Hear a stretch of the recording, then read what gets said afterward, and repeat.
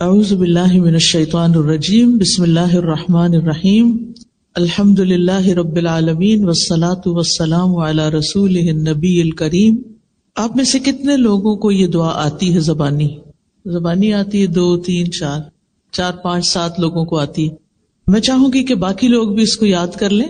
ابھی میں آپ کو دعا کہلواؤں گی، آپ میرے پیچھے پڑھیں گے، پھر میں اس کو تھوڑا سا ایکسپلین کروں گی۔ اچھا، یہ جب ہم پڑھیں گے نا دعا، تو آپ نے اس کو صرف پڑھنا نہیں، آپ نے یہ مانگنا ہے۔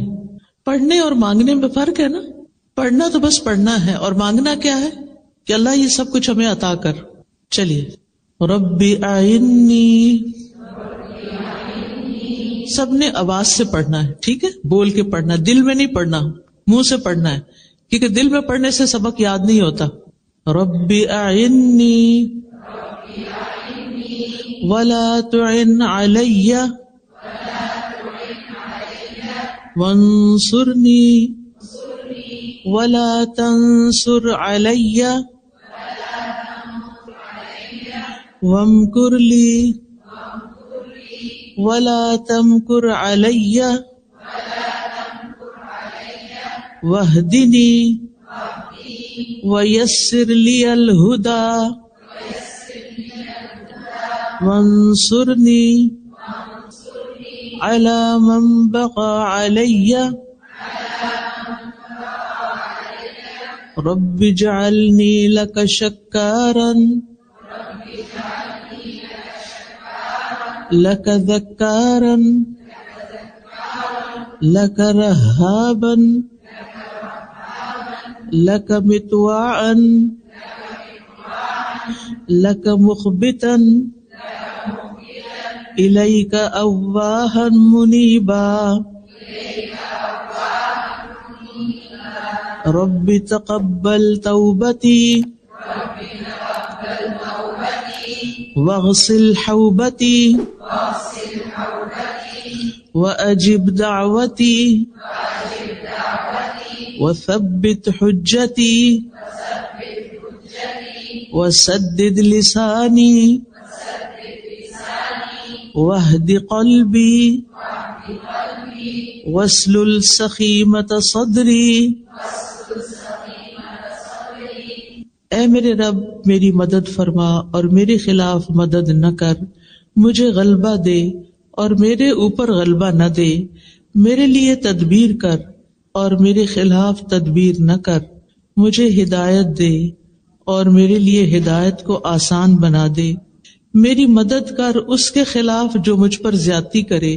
اے میرے رب، مجھے اپنا بہت شکر کرنے والا، بہت ذکر کرنے والا، بہت ڈرنے والا، بہت اطاعت کرنے والا، اپنی طرف عاجزی کرنے والا بنا دے، اپنی طرف آہیں بھرنے والا، رجوع کرنے والا بنا دے۔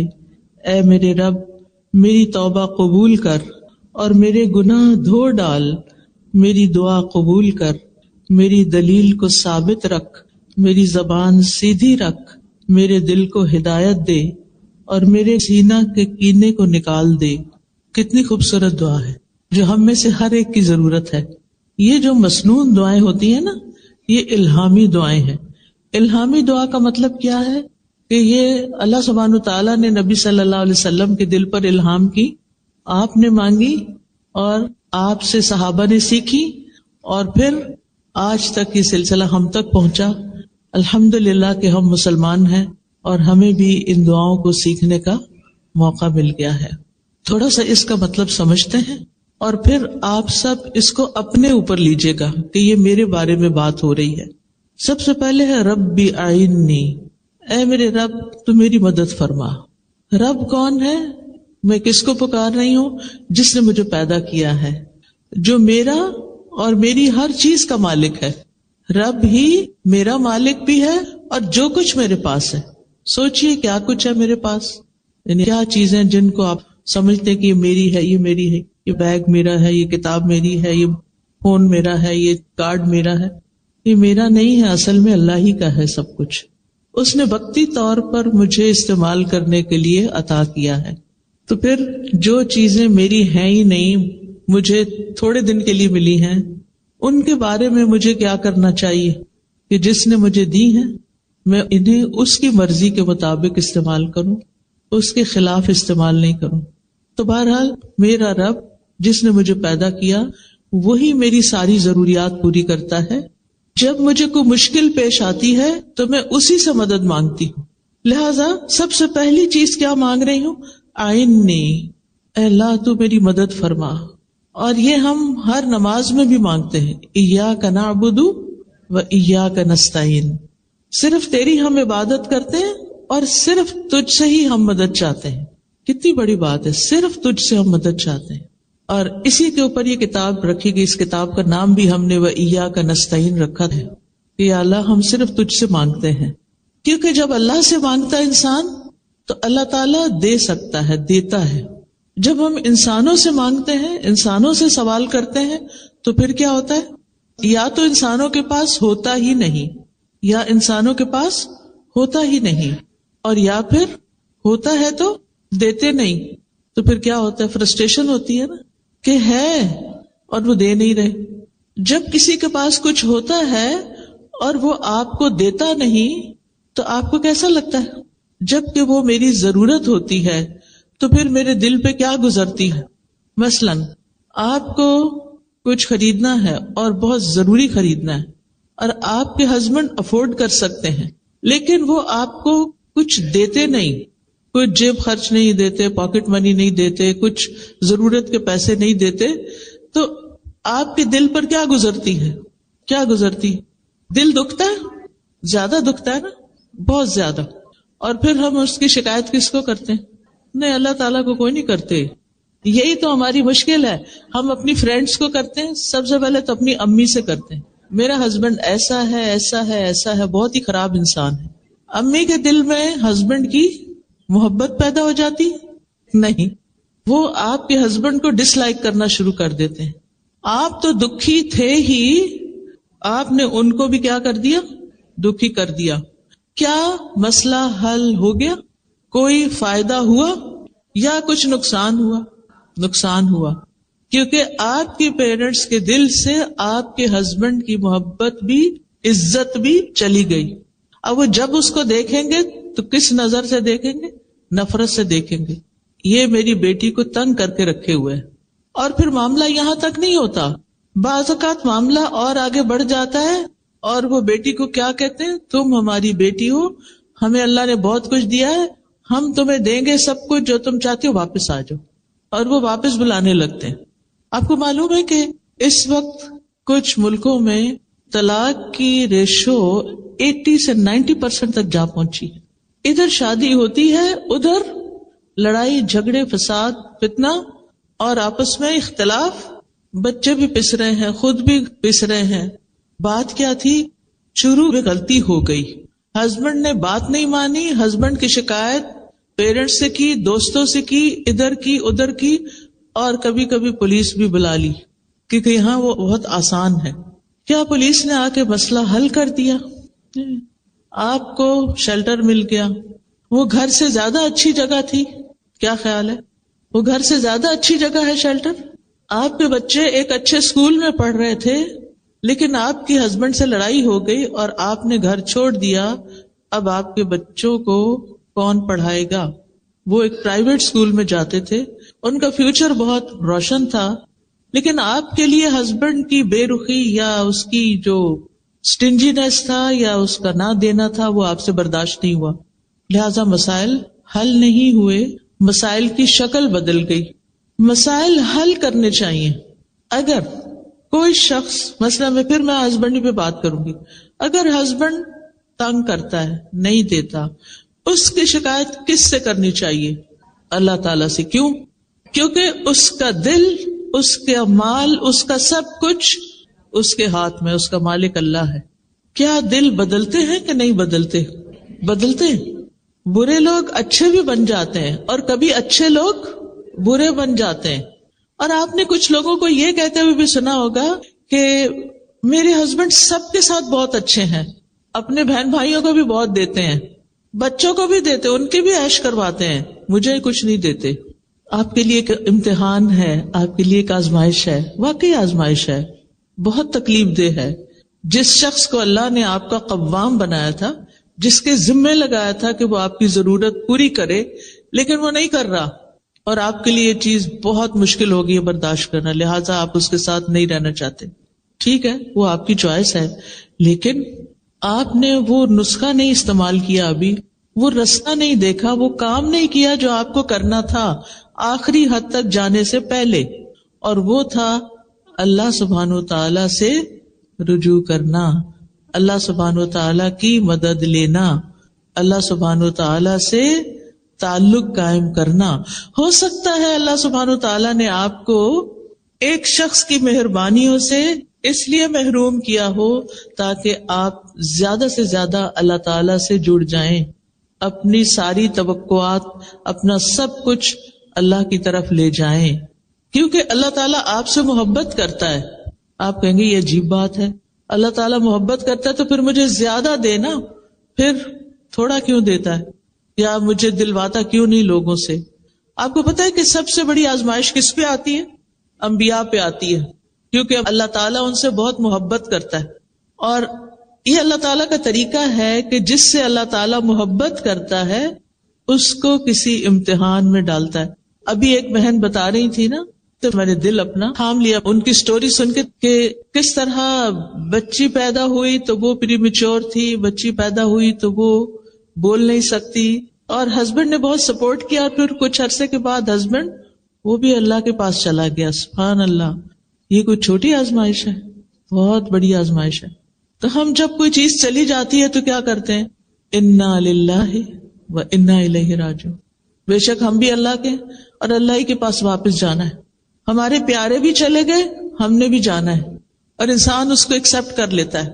کچھ لوگ دنیا سے نہیں جاتے مگر پھر بھی وہ آپ کی زندگی میں نہیں ہوتے، وہ ہوتے ہوئے بھی نہیں ہوتے. آپ کو ان کی محبت نہیں ملتی، ان سے کوئی فائدہ نہیں ملتا، وہ الٹا آپ کے اوپر ایک بوجھ ہوتے ہیں، آپ کے لیے ایک ٹینشن کا باعث ہوتے ہیں. کبھی سوچا آپ نے کہ کیوں؟ کیونکہ اللہ تعالیٰ آپ سے محبت کرتا ہے. اللہ تعالیٰ چاہتا ہے کہ آپ لوگوں کے پیچھے بھاگنے سے زیادہ کس کی طرف آ جائیں؟ اللہ کی طرف آ جائیں. اور جس کو اللہ تعالیٰ کی محبت مل جائے، جس کا کنیکشن اللہ تعالیٰ سے مضبوط ہو جائے، پھر اس کی زندگی میں کسی چیز کی کمی نہیں رہتی. وہ انسان ہر چیز سے بے نیاز ہو جاتا ہے، اور جب انسان ہر چیز سے بے نیاز ہوتا ہے تبھی اس کا دل پرسکون ہوتا ہے. سکون اور خوشی ہم لوگوں میں ڈھونڈتے ہیں، مال میں ڈھونڈتے ہیں، اولاد میں ڈھونڈتے ہیں. یہ وقتی سہارے ہیں، یہ سب کچھ وقتی سہارا ہے. چند دن کی بات ہے، ہم نے انہیں چھوڑ کے جانا ہے یا انہوں نے ہمیں چھوڑ دینا ہے، اس میں سے کچھ بھی ہمارے ساتھ نہیں جائے گا. لیکن اگر ابھی سے آپ نے اپنا تعلق، اپنا ریلیشن شپ اللہ سبحانہ وتعالیٰ سے اسٹرانگ کر لیا تو وہ آپ کو نہیں چھوڑے گا، آزمائے گا ضرور. یہ یاد رکھیں، ہم سب چاہتے ہیں کہ اللہ تعالیٰ ہم سے محبت کرے، اور ہم سب چاہتے ہیں کہ ہم بھی اللہ تعالیٰ سے محبت کریں، اور یہ محبت بہت زیادہ ہو. لیکن اس محبت کی قیمت ہے، اور وہ ہے آزمائش، کہ جب محبت ہوگی تو پھر آزمائش آئے گی. اور جو شخص اس کو ایکسپٹ کر لے گا کہ یہ میرے فائدے میں ہے، اللہ تعالیٰ اس کے دل کو ہدایت دے دے گا، اس کی رہنمائی کر دے گا. اور جو ایکسپٹ نہیں کرے گا، اللہ سے ناراض ہوگا، اللہ تعالیٰ اس سے ناراض ہو جائے گا. جو مشکل وقت میں اللہ سے مدد مانگے گا، اللہ اس کی مدد کرے گا. جو اللہ سے راضی ہوگا، اللہ تعالیٰ اس سے راضی ہوگا.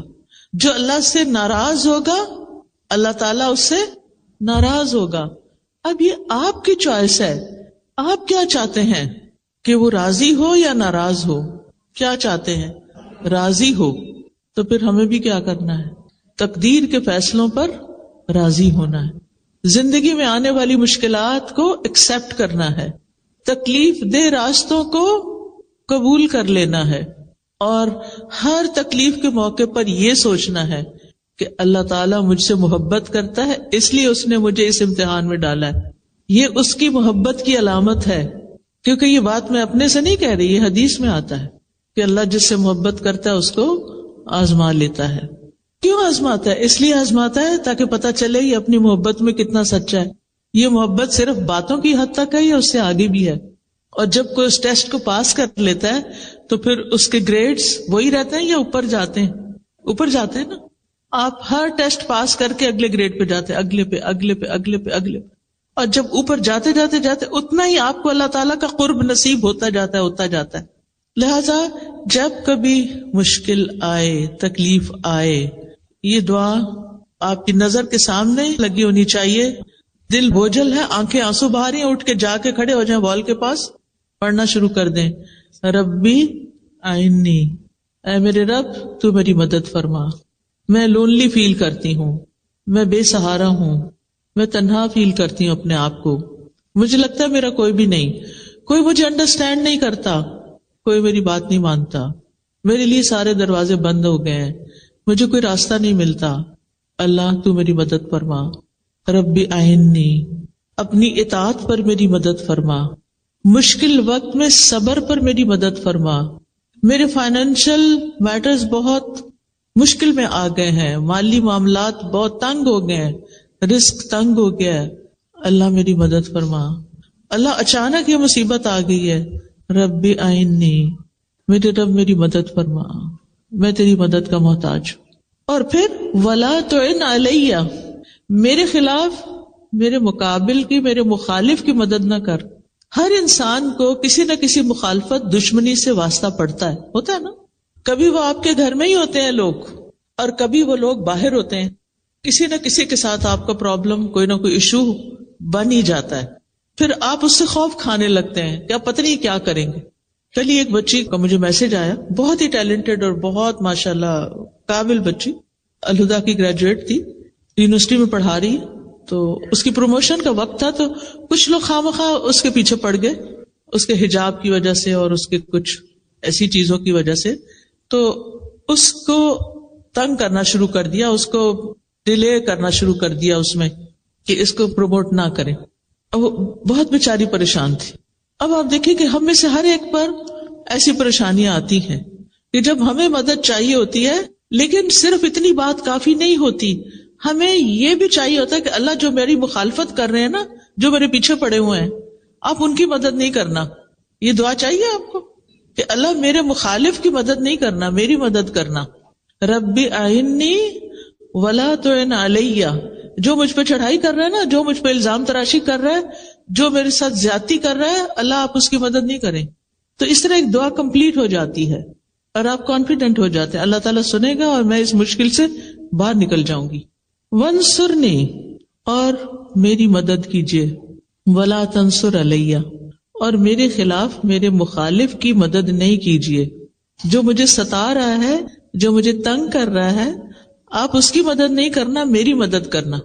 تو آپ تبھی پروٹیکٹڈ ہوں گے نا جب ایک طرف آپ کو مدد ملے گی اور دوسری طرف جو آپ کے خلاف جا رہا ہے اس کی مدد نہیں ہوگی کہ آپ کو وہ مزید تنگ کرے، ستائے، پریشان کرے. پھر وَامْكُرْ لِي وَلَا تَمْكُرْ عَلَيَّ، آپ میرے لیے تدبیر کیجئے اور میرے خلاف تدبیر نہ کیجئے. میرے لیے تدبیر کیجئے یعنی میرے حق میں. اللہ تعالیٰ رب ہے نا، تو وہ رب کا معنی کیا پڑا ہوا ہے آپ نے، یہ بتائیے. خالق، مالک اور مدبر. اللہ تعالیٰ خالق ہے، پیدا کیا، میری ہر چیز کا مالک ہے، اور میرے سارے معاملات کی تدبیر بھی وہی کرتا ہے، میرے لیے وہی پلان کرتا ہے. آج مجھے صبح کسی نے کہا یوں لگتا ہے اللہ تعالیٰ آپ کے لیے ساری پلاننگز کرتا ہے. میں نے کہا اس میں کوئی شک نہیں ہوتا، سب کے لیے کرتا ہے، اور یہ حقیقت ہے، لیکن ہم اس کو محسوس نہیں کرتے کیونکہ ہم شکر ادا نہیں کرتے. جو ہمیں ملتا ہے وہ ہمارے فائدے کا ہوتا ہے، لیکن ہمیں اس کی قیمت ہی نہیں پتا ہوتی. بعض اوقات ایسا ہوتا ہے نا کہ کوئی شخص آپ کو گفٹ دیتا ہے، بظاہر وہ ذرا سمپل سا لگتا ہے لیکن ہوتا بہت اوریجنل ہے، بہت ایکسپینسو ہوتا ہے. آپ کو بیچاروں کو پتہ ہی نہیں کہ اس کی قیمت کیا ہے.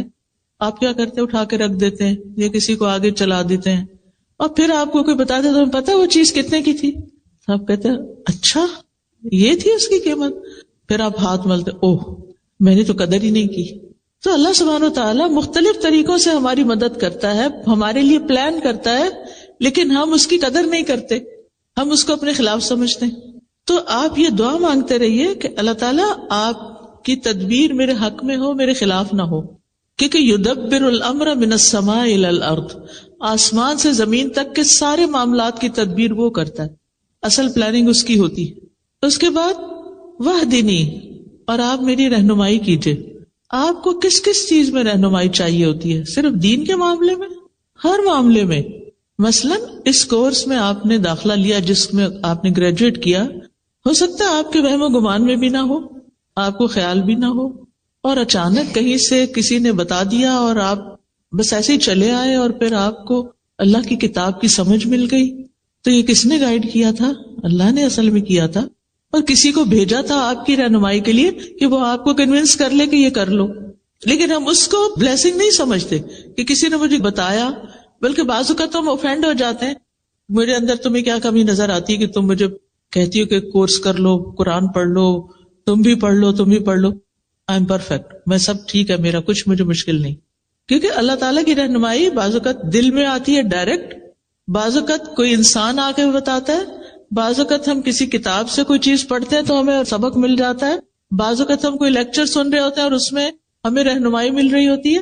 اللہ تعالیٰ کی رہنمائی دینے کا، گائیڈنس دینے کا مختلف طریقہ ہوتا ہے. ہم نہیں سمجھتے کہ یہ چیز ہمارے لیے کتنی ویلیوبل ہے. تو ہم یہ مانگتے رہیں کہ اللہ تعالیٰ آپ مجھے ہدایت دیجیے. وَيَسِّرْ لِيَ الْهُدَى، اور ہدایت کو میرے لیے آسان کر دیجیے. جو راستہ میرے لیے صحیح ہے، میرے لیے اس راستے پہ چلنا اور منزل تک پہنچنا آسان ہو جائے. لندن کی ٹریفک تو لندن والوں کو خوب پتا ہے. جو ہی گاڑی میں بیٹھتے ہیں تو دعا کرتے ہیں کہ اللہ راستہ آسان ہو، ٹریفک نہ ملے، ٹائم پر پہنچ جاؤں. تو زندگی صرف ٹریفک کی مشکل نہیں ہے، بلکہ اس میں بہت ساری اور چیزیں بھی ہیں جس کے لیے آپ کو ہدایت میں آسانی چاہیے کہ اللہ تعالیٰ میرے لیے اس راستے کو، زندگی کے راستے. اچھا، ہدایت کا معنی بھی آپ کو میں نے کئی دفعہ قرآن مجید میں ایکسپلین کیا ہوا ہے. اس میں ایک آتا ہے راستہ دکھانا، دوسرا ہے اس پر چلانا، اور تیسرا ہے منزل تک پہنچانا. تو اللہ سبحانہ تعالیٰ سے ہم دعا کرتے ہیں کہ یا اللہ جو چیز ہمارے حق میں بہتر ہے وہ ہمیں دکھا بھی دے، پھر اس کو لینے کے لیے چلا بھی دے، اور پھر ہم اس کو کمپلیشن تک لے کے جائیں جیسے آپ لوگ آج لے کے بیٹھے ہوئے. یہ صرف اللہ کی توفیق سے ہوا ہے کہ آپ نے اپنے کورسز مکمل کر لیے، پورے قرآن کو پڑھ لیا یا جس حدیث کو پڑھ لیا، جو بھی آپ نے ارادہ کیا اللہ نے آپ کو یہاں تک پہنچا. یہ دراصل کیا تھی؟ اللہ کی دی ہوئی رہنمائی تھی جو آسانی ہوئی آپ کے لیے، مشکلات کے باوجود آسانی ہو گئی. وَانصُرْنِي عَلَىٰ مَن بَغَىٰ عَلَيَّ، یا اللہ جو مجھ پر زیادتی کرے اللہ اس کے خلاف میری مدد کیجیے. بغاوت بغی سے ہے، بغی کا مطلب ہے تو سرکشی کرنا. آج کل تو اور کون سرکشی کرے گا؟ اپنی اولاد ہی کافی ہے سرکشی کرنے کے لیے، ہے یا نہیں؟ کوئی جگہ ایسی نہیں جہاں میں گئی ہوں اللہ کے اذن سے اور مجھے یہ مسئلہ نہ بتایا گیا ہو کہ بچے بات نہیں مانتے، ٹین ایجرز بات نہیں مانتے، بڑے بچے ہاتھوں سے نکل گئے ہیں، بڑے ہوں یا چھوٹے ہوں. کل میرا پوتا مجھ سے ملنے کے لیے آیا تو میں اس کی سارا جائزہ لے رہی تھی، کرتا کیا ہے، اس چیز کو پکڑ، اس کو چھیڑ، جس چیز سے روکے. وہ پہلے یہ ہوتا تھا کہ وہ منع ہو جاتا تھا، اب ریزسٹ کرتا ہے کہ نہیں یہ چاہیے مجھے. اور اسی طرح پانی کا جگ رکھا ہوا تو اس نے پکڑا تو میں نے کہا میں لے لیتی ہوں اس سے. اتنے زور سے اس نے مجھ سے کھینچا کہ میرے ہاتھ سے چھوٹنے لگا تھا سب کچھ. تو میں نے کہا 1 سال چند مہینے کا بچے میں اتنی اللہ نے طاقت رکھی ہے اور اس طرح اس کے اندر ریزسٹنس ہے، اللہ اس کو نیک بنائے اور ہدایت پر رکھے اور یہ طاقت ہدایت پر استعمال ہو. ورنہ آپ دیکھیے کہ یہ بڑے بچوں کا مسئلہ نہیں ہے. جن ماؤں کے بچے چھوٹے ہیں وہ الگ مشکلات کا شکار ہیں، ان کے پیچھے بھاگ بھاگ کے، کیونکہ اولاد آزمائش ہے، اس کو ہمیں ایکسپٹ کر لینا چاہیے. اور کیا ہم اپنے والدین کے لیے آزمائش نہیں تھے؟ ہم بچوں کی تو شکایت کرتے، کبھی اپنا بھی سوچا ہم نے کہ ہم کیا کرتے تھے؟ ہم نے بھی خوب تنگ کیا ہوا ہے، اور یہ ہر دور میں چلتا ہے. اور یہ کہنا چھوڑ دیں کہ آج کے بچے ایسا کرتے ہیں اور آج کے بچے ویسا کرتے ہیں. ہر دور کے بچے ایسے ہی کرتے ہیں، الا ماشاء اللہ کہ جس کو اللہ تعالیٰ ماں باپ کے لیے آسانی کا ذریعہ بنا دے. بہرحال تو اب یہ جو دعا ہے یہ کسی بھی انسان کے لیے آپ پڑھ سکتے کہ اللہ جو میرے اوپر سرکشی کرتا ہے، جو میری بات نہیں سنتا، جو میرے ساتھ تعاون نہیں کرتا، یا اللہ اس کے خلاف آپ میری مدد کیجئے. رب اجعلنی لک شکارا، اے میرے رب مجھے اپنے لیے بہت زیادہ شکر گزار بنا دے. ایک ہوتا ہے شکر کرنے والا، ایک ہوتا ہے شکار. یہ شکار نہیں ہے بلکہ شکار ہے، شکر سے، یعنی ہر چیز پر شکر کرو. ایک شکر نعمت ملنے پر شکر ہوتا ہے، ایک ہوتا ہے مصیبت ٹلنے پہ شکر ہوتا ہے، شکر ہے یہ مصیبت ٹل گئی، ٹھیک ہے، اور ایک ہے مصیبت آنے پہ شکر. سبحان اللہ، وہ کیسا، وہ کون کرتا ہے؟ یہ ہے اصل شکر گزار، جو تکلیف پر بھی شکر کرتے ہیں. کیا سوچ کے شکر کرتے ہیں؟ کیا سوچ کے؟ اس سے بڑی مصیبت بھی آ سکتی تھی. کئی دفعہ ایسے ہوتا ہے کہ جو مشکلات آتی ہیں نا، وہ ہمیں سیدھا کر کے رکھ دیتی ہیں. مشکلات آتی ہیں ہمیں میچور کرتی ہیں، مشکلات ہمیں میچور کرتی ہیں، ہمیں بہت کچھ سکھاتی ہیں. ہارڈ وے لرننگ ہوتی ہے. ایک ہوتی ہے کتاب سے پڑھ کے سیکھ لیا، استاد سے سیکھ لیا، کسی چیز کو آبزرو کر کے سیکھ لیا، اور ایک ہوتا ہے مشکل میں پڑھ کے ہی سیکھا. کچھ باتیں ہمیں صرف مشکل میں پڑھنے سے سمجھ آتی ہیں، ویسے نہیں آتی. ہم نہیں سیدھے ہوتے جب تک ہم مشکل میں نہ پڑھیں. آپ نے دیکھا ہوگا کہ ہم منمانی غذائیں کھاتے رہتے ہیں، مزے کی، پھر کیا ہوتا ہے؟ اس کے نتیجے بیمار ہوتے ہیں. پھر اس کا علاج کیا ہوتا ہے؟ صرف سرجریز اور دوائیں اور وہ چیزیں نہیں ہوتی. حکمت میں تو پرہیز علاج سے بہتر ہوتا ہے. پھر وہ چیزیں چھڑائی جاتی ہیں. تمہاری لیے یہ چیز الرجی پیدا کر رہی ہے، اس کو چھوڑ دو. پھر ہم اس کو چھوڑتے ہیں، پھر اس کے بعد الحمدللہ کچھ جان سکون میں آتی. تو ایک قدرتی سی بات ہے کہ تکلیفوں میں بھی خیر ہے، اور بندہ مومن جب اس پہ کوئی چیز ناپسندیدہ گزرتی ہے تو وہ کہتا ہے اس میں بھی خیر ہے، اس سے بھی کچھ خیر ہی نکلے گی. اور کئی دفعہ ایسا نہیں ہوتا کہ پچھلے دنوں ایک جہاز کریش ہوا تھا، آپ نے بھی سنا ہوگا، وہ پوری دنیا میں خبر عام ہوئی تھی. UK کی طرف ہی آ رہا تھا، تو اس میں ایک خاتون تھی، شاید وہ لیٹ ہو گئی تھی اور وہ اس جہاز پر سوار نہیں ہو سکی. اگر ہم کبھی بھی فلائٹ پر نہ بورڈ کر سکے تو کیا ہوتا ہے؟ اس وقت ہم سمجھتے ہیں کہ دنیا لٹ گئی، بس سب تو پیچھے ہی رہ گئے. لیکن کبھی ایسا بھی تو ہو سکتا ہے نا کہ اسی میں ہی خیر ہو، کہ آپ کسی مصیبت سے بچیں.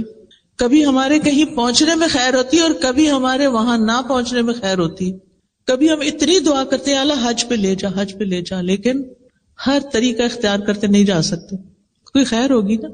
اور کبھی ہم سوچتے بھی نہیں اور اللہ تعالیٰ ہمیں پتہ نہیں کہاں سے کہاں پہنچا دیتا ہے، اس میں بھی خیر ہے. تو آپ زندگی میں اگر ہر حال میں شکر کرنے والے ہیں نا، تو آپ خوشحال انسان ہیں، پرسکون انسان ہیں. اور یہ سبق سیکھنا انتہائی ضروری ہے، اور اس کے لیے مدد مانگنا ضروری ہے. رب اجعلنی لک شکارا لک ذکارا، اپنا بہت زیادہ ذکر کرنے والا بنا، دل میں بھی ذکر ہو، زبان پہ بھی ہو، اور باتوں میں بھی اور عمل میں بھی. لک رہابا، اپنے سے بہت زیادہ ڈرنے والا بنا، کیونکہ انسان اللہ تعالی کی اطاعت کر نہیں سکتا جب تک اللہ سے ڈرتا نہیں. بنی اسرائیل کو اللہ سبحانہ وتعالیٰ نے قرآن مجید میں فرمایا ہے، یا بنی اسرائیل اذکروا نعمتی التی انعمت علیکم واوفوا بعہدی اوف بعہدکم وایای فارہبون. اسی سے لفظ راہب ہے، راہب ہوتے نا. تو اللہ ہمارے اندر رہبت پیدا کر دے، اپنا خوف پیدا کر دے. لک متبعن، اپنا بہت اطاعت گزار بنا دے. لک مخبتن، اپنے لیے بہت عاجزی کرنے والا بنا دے. اخبات ہوتا ہے عاجزی اختیار کرنا. اللہ میں آپ کے آگے جھکی رہوں، آپ کے سامنے سرکشی نہ کروں. لک متبعن لک مخبتن. اس کے بعد الیک اواہ منیبا، تیری طرف بہت آہیں بھرنے والا، رجوع کرنے والا بنا دے. آپ میں سے کوئی ہے جس نے کبھی ٹھنڈی آہ نہ بھری ہو؟ ہمیں سارے کو ٹھنڈی آہیں آتی. یہ ٹھنڈی آہیں بھی اللہ کے لیے ہونی چاہیے، اللہ کے سامنے ہونی چاہیے. بندوں کے سامنے جب ہم ٹھنڈی آہیں بھرتے ہیں تو لوگ ہم پہ ترس کھاتے ہیں یا کبھی بیزار ہوتے ہیں. اور جب یہ آہیں اللہ کے آگے بھری جاتی ہے اور رات کے پچھلے پہر پہ اور اپنی تکلیف اللہ کے سامنے رکھ کے رو کے آہیں بھری جاتی اور اللہ کی طرف رجوع کیا جاتا ہے تو مسائل حل ہونے لگتے ہیں. لیکن جب لوگوں کے سامنے روتے ہیں ہم اور آہیں بھرتے ہیں تو مشکلات حل نہیں ہوتی، بلکہ کبھی کبھی ہم ان کی نظروں سے بھی گر جاتے ہیں. آگے ہے ربی تقبل توبتی، اے میرے رب میری توبہ قبول کر لے. کیونکہ دعاؤں کی قبولیت کے لیے گناہوں کی بخشش ضروری ہوتی ہے. یعنی یہ میرے اندر سے میل کچیل نکلے سارا، آپ مجھے معاف کر دیں، میری توبہ قبول کر لیں، تو یہ رکاوٹ دور ہو جائے گی اور میری دعا قبول ہو جائے گی. وغسل حوبتی، اور میرے گناہوں کو دھو ڈال. وَأَجِبْ دعوتی، اور میری دعا قبول کر لے. وَثَبِّتْ حجتی، اور میری دلیل کو جما دے، یعنی میری دلیل ثابت ہو جائے. کئی دفعہ ایسے ہوتا ہے نا کہ آپ بالکل جسٹیفائیڈ ہوتے ہیں، حق پر ہوتے ہیں، آپ کی بات 100% درست ہوتی ہے لیکن وہ دوسرے پر کوئی اثر ہی نہیں کر رہی ہوتی. کبھی ایسا ہوا؟ آپ ایک طریقے سے سمجھانے کی کوشش کرتے ہیں, دوسرے طریقے سے سمجھانے کی کوشش کرتے ہیں, لیکن کوئی سمجھ کے نہیں دیتا. اللہ سے مانگیے, اللہ جو دلیل میں کسی کو دوں, جو میں حجت پیش کروں, لوگ اس کو مان جائیں, میری بات سن لیں, ایکسپٹنس ہو. وسدد لسانی, اور میری زبان کو درست کر دے, یعنی میری زبان جو بات کہے وہ کیسی کہے؟ بالکل درست. وسدد لسانی, کیونکہ آپ دیکھیے جب انسان بات صحیح نہیں کرتا نا, قرآن مجید میں اللہ تعالیٰ کا حکم ہے نا, یا ایھا الذین آمنوا اتقوا اللہ وقولوا قولا سدیدا, اے لوگو جو ایمان لائے ہو اللہ کا تقوی اختیار کرو اور درست بات کہو. جو اللہ سے ڈرتا ہے وہ صحیح بات کرتا ہے. اچھا, کچھ لوگوں کی عادت ہوتی ہے باتوں کو گھما پھرا کے کرتے ہیں, آپ کو سمجھ نہیں آتی یہ کیا کہنا چاہتے ہیں. آپ کو کبھی پریشانی ہوئی ایسے لوگوں سے معاملہ کر کے؟ یعنی بات کچھ ہوتی ہے اور آپ کو پتہ نہیں کہاں لے جاتے ہیں, پھر وہاں سے گھما کے پھر واپس لاتے ہیں. آپ یا وہاں اٹک جاتے ہیں یا اس کو سمجھ نہیں پاتے, سمجھ ہی نہیں آتی کیا کہہ رہے ہیں.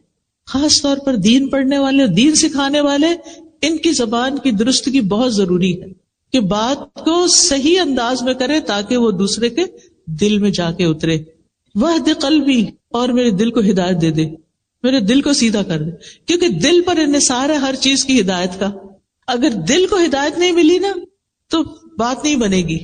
اور وصل السخیمۃ صدری, سبحان اللہ, اتنی خوبصورت دعا ہے یہ. اللہ میرے دل کے اندر جو کینہ ہے نا آپ اس کو باہر نکال دیں, اس کو کھینچ کے باہر نکال دیں. سل کا مطلب عربی میں ہوتا ہے کھینچ کے نکالنا, آپ اس کو باہر کر دیں. اچھا, اب آپ دیکھیے کینہ کیا ہوتا ہے. جب کوئی آپ کو تنگ کرتا ہے, جب کوئی آپ کو اذیت دیتا ہے تو آپ کے دل میں اس کے خلاف نفرت پیدا ہوتی ہے. اور ہو سکتا ہے کہ یہ نفرت بعض اوقات آپ کو اپنے گھر والوں سے ہو, یا اپنے سسرال سے ہو, یا اپنی ورک پلیس پر, اپنی جاب پر کسی سے ہو. اب جب یہ سخیمہ, یہ میل ہے نا, سخیمہ میل ہے, یہ میل, یہ کینہ آپ کے دل کے اندر ہوتا ہے, بتائیے چین آتا ہے؟ صرف اتنا بتا دیجیے. دل میں کڑھن ہو, جلن ہو, انتقام کا جذبہ ہو کہ میں نے اس سے بدلہ لے کے ہی چھوڑنا ہے, اور آپ وہی پلاننگ کرتے رہے ہر وقت, میں اس کو کہاں کاٹوں, کہاں اس کا پیچھا کروں, تو نتیجہ کیا ہوتا ہے پھر؟ آپ پروڈکٹیو نہیں رہتے. آپ کو اللہ نے جو طاقت دی ہے, قابلیت دی ہے, ذہانت دی ہے, پوٹینشیل ہے بہت کچھ کرنے کا, وہ کیا ہوتا ہے؟ سب ضائع, کیونکہ آپ دل کی کڑھن کا شکار ہیں. دل کے اندر, صدر کے اندر کینہ ہے, میل ہے. آپ دیکھیں قیمتی سے قیمتی کپڑے کی اگر میل نہ نکلی ہوئی ہو تو کیسا لگتا ہے؟ کسی بھی چیز کی, کوئی بھی چیز آپ دیکھیں جو میلی ہوتی, چاہے فلور ہو, کارپٹ ہو, برتن ہو, اچھا نہیں لگتا. اور اگر یہ میل دل کے اندر گھسی ہوئی ہے تو پھر آپ کو سکون نہیں آ سکتا, آپ خوش نہیں رہ سکتے. آئینہ ہے نا دل, کہتے ہیں نا دل کو آئینہ. آئینہ کس کو کہتے ہیں؟ میرر کو, شیشے کو, ٹھیک ہے. تو آئینہ گدلا ہو تو اچھا لگتا ہے, یا چمکتا ہو تو اچھا لگتا ہے؟ آئینے میں اگر چھوٹی سا بھی اسپاٹ بھی لگا ہو نا تو کیا ہوتا ہے؟ وہ چپتا رہتا ہے. کھانا کھا رہے ہیں نا, کہیں ہاتھ لگ گیا نا, اچھا کھانا کھا رہے ہیں, دھیان بس وہیں جا رہا ہے, گلاس گندا ہے, گلاس گندا ہے, گلاس گندا ہے. آپ اس سے چھٹکارا نہیں پا پاتے. جو لوگ صفائی پسند ہوتے, جو نہیں ان کو نہیں پرواہ, وہاں سب چلتا ہے. تو اب آپ نے کیا کرنا ہے کہ اللہ میرے دل کو اتنا صاف کر دے, شفاف کر دے, آئینہ چمک اٹھے, اور میں ایک پرسکون زندگی بسر کروں. تو یہ تھی آج کی دعا. یہ چند مثالیں میں نے آپ کو دی ہیں, لیکن باقی آپ اپنی زندگی کو اس سے ریلیٹ کریں کہ کہاں کون سی چیز آپ کی ضرورت ہے. کوئی بھی مسئلہ پیش آیا ہے, آپ دکھی ہیں, غمگین ہیں, پریشان ہیں, دعا نہیں یاد, اسی لیے کارڈ ساتھ دیا ہے, نہیں یاد, یاد کر لیں. نہیں یاد ہوتی, حافظہ کمزور ہے, کہیں سجا لیں. آپ دیکھیں وہ چھوٹے چھوٹے فریم ملتے ہیں نا, اسی لیے اس کو خوبصورت کارڈ پہ چھاپا گیا, تاکہ آپ کیا کریں, ڈیکوریشن پیس بنا کے رکھ لیں, بیڈ سائڈ ٹیبل پہ لگا دیں, جہاں آپ بیٹھتے ہیں اسٹڈی ٹیبل پہ لگا لیں, کہیں بھی, تاکہ آپ اس کو مانگتے رہیں. وَلَمْ أَكُمْ بِدُعَائِكَ رَبِّ شَقِيًّا, اے میرے رب تجھ سے دعا مانگ کر تو میں کبھی بھی نامراد ہوا ہی نہیں, سب کچھ مل جاتا ہے. تو یہ کچھ اور بھی دعاؤں کی کتابیں ہیں, جیسے یہ وَإِيَّاكَ نَسْتَعِينُ ہے, پھر اسی طرح یہ قرآنی اور مسنون دعائیں ہیں، اور تسبیحات کی فضیلت ہے، اور یہ کچھ اپ کمنگ کورسز آ رہے ہیں جس کی تفصیل یہ لوگ آپ کو خود بتائیں گے، ان میں آپ جوائن کر سکتے ہیں. اور اگر آپ نہیں بھی کر سکتے تو آپ کیا کریں، شیئر کریں. یس، اپنے لیے ایک بندہ صدقہ جاریہ کا ڈھونڈ لیں، کسی اور کو یہ کورس جوائن کرا دیں. اگر کوئی اپنے فائنینشیل سرکمسٹانسز ہارڈ شپس کی وجہ سے نہیں کر پاتا تو آپ اس کو اسپانسر کر دیں، وہ آپ کے لیے صدقہ جاریہ بن جائے گا. کسی نہ کسی سے بات کریں. اگر کوئی آپ کی وجہ سے اس رستے پر آ جاتا ہے تو آپ کے لیے سرخ قیمتی اونٹوں سے بھی زیادہ بڑی دولت ہے.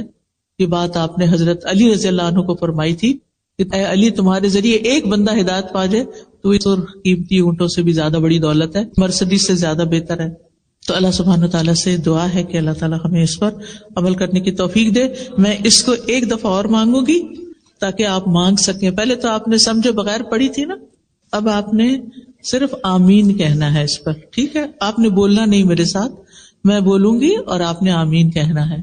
رب اعنی ولا تعن علی وانصرنی ولا تنصر علی وامکر لی ولا تمکر علی واہدنی ویسر لی الہدی وانصرنی علی من بغى علی رب اجعلنی لک شکارا لک ذکارا لک رہابا لک مطواعا لک مخبتا الیک اواہا منیبا رب تقبل توبتی واغسل حوبتی واجب دعوتی وثبت حجتی وسدد لسانی واہد قلبی واسلل سخیمۃ صدری. آمین. میں ہمیشہ سوچتی ہوں دنیا کے لیے کام کرنے والے تھکتے نہیں، تو دین کے لیے کام کرنے والے چھوٹے چھوٹے سٹیپس پہ کیوں تھک جاتے ہیں. مجھے یاد ہے کہ میں جب گلاسگو یونیورسٹی میں پی ایچ ڈی کر رہی تھی تو ہماری یونیورسٹی ہل پر تھی. گھر سے واک کر کے جاتے تھے، کبھی گاڑی پہ نہیں گئے، کبھی بس پہ نہیں گئے، تو آدھے گھنٹے 20 منٹ کی شاید واک ہوتی تھی تو اوپر جانا ہوتا تھا. اور میں سوچتی تھی کہ میں ایک مسلمان ہوں، میں پورے حجاب میں ہوں، اگر میں سستی والی چال چل رہی ہوں تو میرا اسلام کیسا نظر آئے گا؟ سست. اسلام کا نام بدنام ہوگا. مجھے ان سے بھی آگے جانا ہے. تو میں انتہائی تیز واک کر کے جاتی تھی. پھر یہ تھا کہ اس وقت تیمیہ پیدا ہونے والی تھی، میں پریگننٹ ہو گئی. اب وہ دن بدن جسم بھاری ہوتا جا رہا تھا، بوجھ بڑھتا جا رہا تھا اور واک تھوڑی سی کم ہو رہی تھی. لیکن پھر بھی آخری دم تک میں نے بھرپور کوشش کی کہ میری چال میں سستی نہ آئے. میں سوچتی تھی ان کے پاس تو ایمان نہیں، جن کے بیچ میں چل رہی، ان کے پاس ایمان نہیں، یہ تو اللہ کو نہیں پہچانتے، یہ تو کسی دین کو نہیں جانتے. تو مجھے اگر ان سب چیزوں کی پہچان ہے تو مجھے ان سے زیادہ محنت کرنی چاہیے. ان کے سامنے دنیا ہے، میرے سامنے آخرت ہے. تو اگر آخرت کا ریوارڈ چاہیے، ان بلند جنتوں میں جانا چاہتے ہیں تو پھر کام بھی ذرا محنت والے کریں. میرا ایک سوال ہے، ایک اچھے اسٹوڈنٹ کی کیا پہچان ہے، اور ایک اسٹوڈنٹ سے ایک اچھے استاد کی جرنی میں ایک اچھا استاد کیسے بننا ہے؟ شکریہ. دیکھیے کہ دونوں کے لیے ایک مختصر سی بات کروں گی. اسٹوڈنٹ کو بھی یہ سوچنا چاہیے کہ میں کیوں اس راستے پہ چلا ہوں، استاد کو بھی سوچنا چاہیے کہ میں کیوں استاد بن بیٹھا ہوں. اگر اس کیوں کا جواب ان کو مل گیا نا تو بہت اچھے اسٹوڈنٹ اور استاد ہو سکتے ہیں. اگر مقصد واضح ہو، نیت درست ہو، رستہ معلوم ہو تو پھر طریقہ بھی سیکھنا چاہیے کہ اس کام کو آسان طریقے سے کیسے کرنا ہے. میرے اس پر لیکچرز ہیں، مثالی طالب علم، مثالی استاد. اگر وہ پڑھ لیے جائیں تو انشاءاللہ اس سے بھی کافی ہیلپ ہوگی. جزاکم اللہ خیراً آپ کے پیشنس کا. سبحانک اللہم و بحمدک، اشہد ان لا الہ الا انت، استغفرک و اتوب الیک. السلام علیکم و رحمۃ اللہ وبرکاتہ.